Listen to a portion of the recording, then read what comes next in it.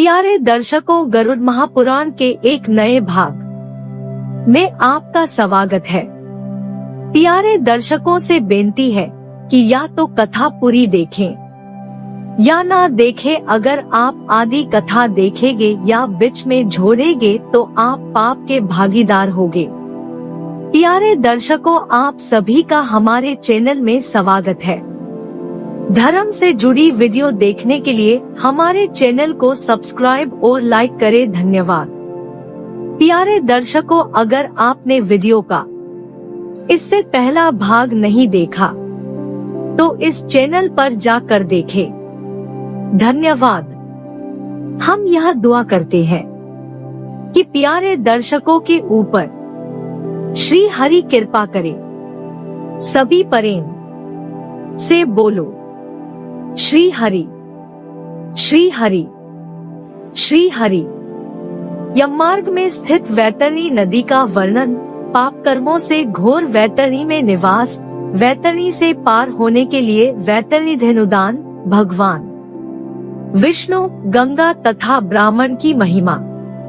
गरुड़ ने कहा, आप परम कृपा करके दान के महात्म्य और वैतरणी के प्रमाण का वर्णन करें। श्री कृष्ण ने कहा, हे ताक्ष, यमलोक के मार्ग में जो वैतरणी नाम की महानदी है वह अगाध, दुस्तर और देखने मात्र से पापियों को महाभयभीत करने वाली है। वह पीप और रक्तरूपी जल से परिपूर्ण है। मांस के कीचड़ से परिव्याप्त एवं तट पर आए हुए पापियों को देखकर उन्हें नाना प्रकार से भयाक्रांत करने वाले स्वरूप को धारण कर लेती है। पात्र के मध्य में घी की भांति वैतरणी का जल तुरंत खौलने लगता है। उसका जल कीटाणुओं एवं वज्र के समान सूंड वाले जीवों से व्याप्त है। सूंस, घड़ियाल, वज्रदन तथा अन्यान्य हिंसक एवं मांसभक्षक जलचरों से वह महानदी भरी हुई है।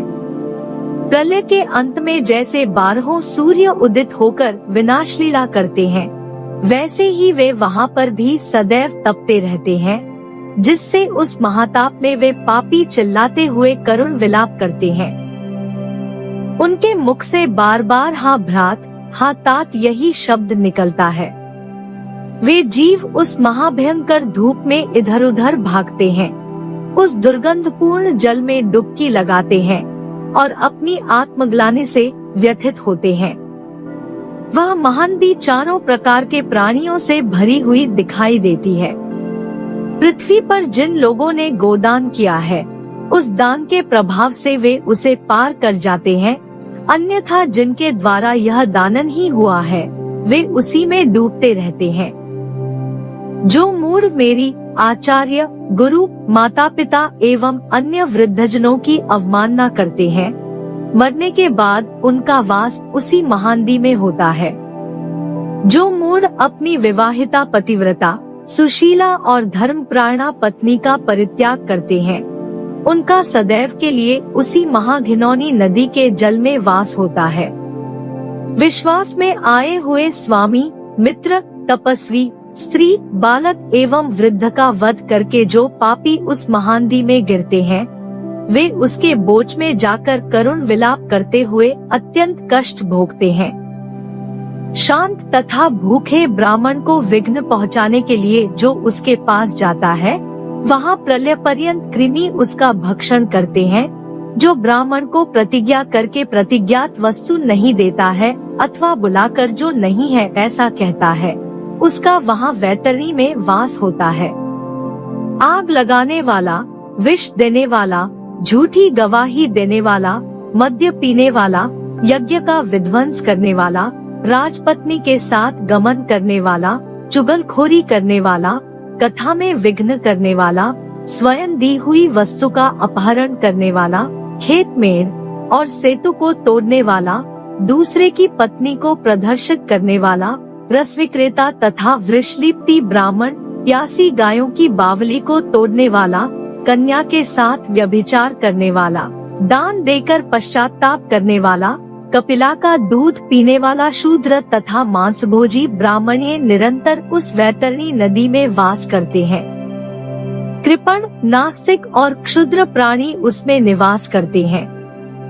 निरंतर असहनशील तथा क्रोध करने वाला, अपनी बात को ही प्रमाण मानने वाला, दूसरे की बात को खंडित करने वाला नित्य वैतरणी में निवास करता है। अहंकारी, पापी तथा अपनी झूठी प्रशंसा करने वाला, कृतघ्न, गर्भपात करने वाला वैतरणी में निवास करता है। कदाचित भाग्ययोग से यदि उस नदी को पार करने की इच्छा उत्पन्न हो जाए तो तारने का उपाय सुनो। मकर और कर्क की संक्रांति का पुण्यकाल, व्यतिपात योग, दिनोदय, सूर्य चंद्र ग्रहण, संक्रांति, अमावस्या अथवा अन्य पुण्यकाल के आने पर श्रेष्ठतम दान दिया जाता है। मन में दान देने की श्रद्धा जब कभी उत्पन्न हो जाए वही दान का काल है, क्योंकि संपत्ति अस्थिर है, शरीर अनित्य है और धन भी सदा रहने वाला नहीं है। मृत्यु सदा समीप है, इसलिए धर्म संग्रह करना चाहिए। अनित्यानि शरीराणि विभवो नैव शाश्वता नित्यं सन्निहितो मृत्युः कर्तव्यो धर्म संग्रह। काली अथवा लाल रंग की शुभ लक्षणों वाली वैतरणी गाय को सोने की सींग, चांदी के खुर, कांस्य पात्र को दोहनी से युक्त 2 काले रंग के वस्त्रों से आच्छादित करके सप्तधान्य समन्वित करके ब्राह्मण को निवेदित करे। कपास से बने हुए द्रोणाचल के शिखर पर ताम्रपात्र में लौदंड लेकर बैठी हुई स्वर्ण निर्मित यम की प्रतिमा स्थापित करे। सुदृढ़ बंधनों से बांधकर इक्षुदंडों की एक नौका तैयार करे। उसी से सूर्य से उत्पन्न गौ को संबद्ध कर दे। इसके बाद छत्र, पादुका, अंगूठी और वस्त्रादि से पूज्य श्रेष्ठ ब्राह्मण को संतुष्ट करके जल तथा कुश के सिद्ध इस मंत्र का उच्चारण करते हुए वह वैतरणी गौ उसे दान में समर्पित करे। अम्वारे महाघोरे श्रुत्वा वैतरणी नदी तर्तुकामो ददामेना तुभ्यं वैतरणी नमः। गावों में अग्रता संतु, गावों में संतु पार्श्वता, गावों में हृदय संतु, गवा मध्य वसाम्यहं। विष्णुरूप द्विज श्रेष्ठ मामुद्धर महिसूर सदक्षिणा मया दत्ता तुभ्यं वैतरणी नमः। हे द्विज श्रेष्ठ, महाभयंकर वैतरणी नदी को सुनकर मैं उसको पार करने की अभिलाषा से आपको यह वैतरणी दान दे रहा हूँ। हे विप्रदेव, गौएं मेरे आगे रहें, गौएं मेरे बगल में रहें, गौएं मेरे हृदय में रहें और गायों के बीच रहूं। हे विष्णु रूप द्विजवरेण्य, भूदेव मेरा उद्धार करो। मैं दक्षिणा स्थित यह वैतरणी गौ आपको दे रहा हूँ, आप मेरा प्रणाम स्वीकार करें। इसके बाद सबके स्वामी धर्मराज की प्रतिमा और वैतरणी नाम वाली उस गौ की प्रदक्षिणा करके ब्राह्मण को दान दे। उस समय वह ब्राह्मण को आगे कर उस वैतरणी गौ की पूंछ हाथ में लेकर यह कहे, धेनु के त्वं प्रतीक्षस्य यमद्वारे महाभय उत्तारणाय देवेशी वैतरण्य नमोस्तुते। हे गौ, उस महानदी से मुझे पार उतारने के लिए आप महाभिकारी यमराज के द्वार पर मेरी प्रतीक्षा करे हैं। वैतरणी देवेश्वरी, आपको मेरा नमस्कार है। ऐसा कहकर उस गौ को ब्राह्मण के हाथ में देकर उनके पीछे पीछे उनके घर तक पहुंचाने जाए। हे वैन्ते, ऐसा करने पर वह नदी दाता के लिए सरलता से पार करने के योग्य बन जाती है। जो व्यक्ति इस पृथ्वी पर गौ का दान देता है वह अपने समस्त अभीष्ट को सिद्ध कर लेता है। सुकर्म के प्रभाव से प्राणी को ऐहिक और पारलौकिक सुख की प्राप्ति होती है। स्वस्थ जीवन में गोदान देने से 1000 गुना एवं रोगग्रस्त जीवन में 100 गुना लाभ निश्चित है। मरे हुए प्राणी के कल्याणार्थ शूद्र तथा मांसभोजी ब्राह्मण ये निरंतर उस वैतरणी नदी में वास करते हैं। कृपण, नास्तिक और क्षुद्र प्राणी उसमें निवास करते हैं। निरंतर असहनशील तथा क्रोध करने वाला, अपनी बात को ही प्रमाण मानने वाला, दूसरे की बात को खंडित करने वाला नित्य वैतरणी में निवास करता है। अहंकारी, पापी तथा अपनी झूठी प्रशंसा करने वाला, कृतघ्न, गर्भपात करने वाला वैतरणी में निवास करता है। कदाचित भाग्ययोग से यदि उस नदी को पार करने की इच्छा उत्पन्न हो जाए तो तारने का उपाय सुनो। मकर और कर्क की संक्रांति का पुण्यकाल व्यतिपात योग, दिनोदय, सूर्य चंद्र ग्रहण, संक्रांति, अमावस्या अथवा अन्य पुण्यकाल के आने पर श्रेष्ठतम दान दिया जाता है। मन में दान देने की श्रद्धा जब कभी उत्पन्न हो जाए वही दान का काल है, क्योंकि संपत्ति अस्थिर है, शरीर अनित्य है और धन भी सदा रहने वाला नहीं है। मृत्यु सदा समीप है, इसलिए धर्म संग्रह करना चाहिए। अनित्यानि शरीराणि विभो नैव शाश्वता नित्यं सन्निहितो मृत्युः कर्तव्यो धर्म संग्रह। काली अथवा लाल रंग की शुभ लक्षणों वाली वैतरणी गाय को सोने की सींग, चांदी के खुर, कांस्य पात्र की दोहनी से युक्त 2 काले रंग के वस्त्रों से आच्छादित करके सप्तधान्य समन्वित करके ब्राह्मण को निवेदित करे। कपास से बने हुए द्रोणाचल के शिखर पर ताम्रपात्र में लौदंड लेकर बैठी हुई स्वर्ण निर्मित यम की प्रतिमा स्थापित करे। सुदृढ़ बंधनों से बांधकर इक्षुदंडों की एक नौका तैयार करे। उसी से सूर्य से उत्पन्न गौ को संबद्ध कर दे। इसके बाद छत्र, पादुका, अंगूठी और वस्त्रादि से पूज्य श्रेष्ठ ब्राह्मण को संतुष्ट करके जल तथा कुश के सहित इस मंत्र का उच्चारण करते हुए वह वैतरणी गौ उसे दान में समर्पित करे। जितना दान दिया जाता है उतना ही उसका पुण्य है। आता मनुष्य को अपने हाथ से ही दान देना चाहिए। मृत्यु होने के बाद कौन किसके लिए दान देगा? दान धर्म से रहित कृमणता पूर्वक जीवन जीने से क्या लाभ?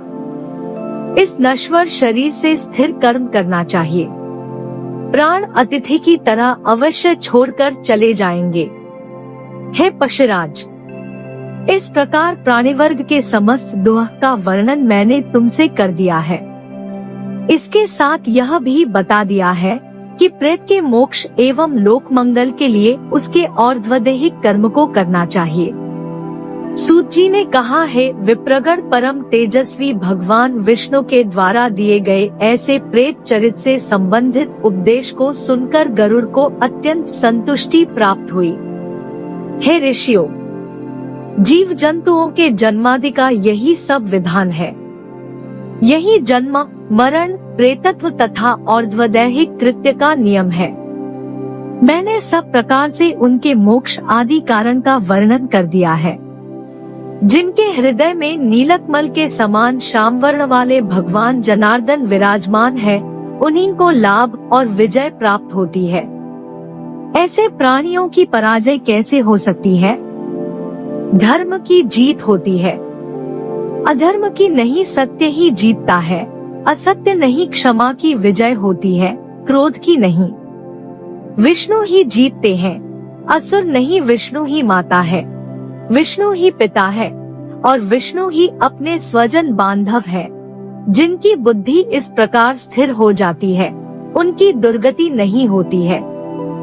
भगवान विष्णु मंगल स्वरूप है, गरुड़ध्वज मंगल है, भगवान पुंडरीकाक्ष मंगल है एवं हरि मंगल के ही आयतन है।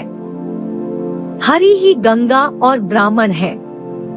ब्राह्मण तथा गंगा उन विष्णु के मूर्त रूप है। आता गंगा, हरि एवं ब्राह्मण ही इस त्रिलोक के सार है। मया प्रोक्तम वैते मुक्त्यै निदानं चैव सर्वश लाभस्तेषां जयस्तेषां कुतस्तेषां पराजय। येषामिन्दि वर्षामो हृदयस्थो जनार्दनः धर्मो जयति नाधर्मः सत्यं जयति नानृतम्। क्षमा जयति न क्रोधो विष्णुर्जयति नासुराः विष्णुर्माता पिता विष्णुर्विष्णुः स्वजन बान्धवाः। येषामेव स्थिरा बुद्धिर्न तेषां दुर्गतिर्भवेत्। मंगलम भगवान विष्णुर्मंगलम गरुड़ध्वज मंगलम पुंडरीकाक्षो मंगलायतनम हरियः हरिर्गीर्थी विप्रा विप्रा भागीरथी हरियः भागीरथी हरिर्विप्राः सारमेत जगत्रये। इस प्रकार सूत जी महाराज के मुख से निकली हुई सभी शास्त्रों के मूल तत्वों से सुशोभित भगवान विष्णु की वाणी रूपी अमृत का पान करके समस्त ऋषियों को बहुत संतुष्टि प्राप्त हुई। वे सभी परस्पर उन सर्वार्थ दृष्टा सूत जी की प्रशंसा करने लगे। शौनक आदि मुनि भी अत्यंत प्रसन्न हो गए। प्राणी चाहे अपवित्र हो या पवित्र हो, सभी अवस्थाओं में रहते हुए भी जो पुंडरीकाक्ष भगवान विष्णु का स्मरण करता है, वह बाहर और भीतर से पवित्र हो जाता है। अपवित्र पवित्रो वा सर्वावस्था गतोपि वा, यह स्मरेत पुंडरीकाक्षं सबाह्याभ्यंतर शुचिया।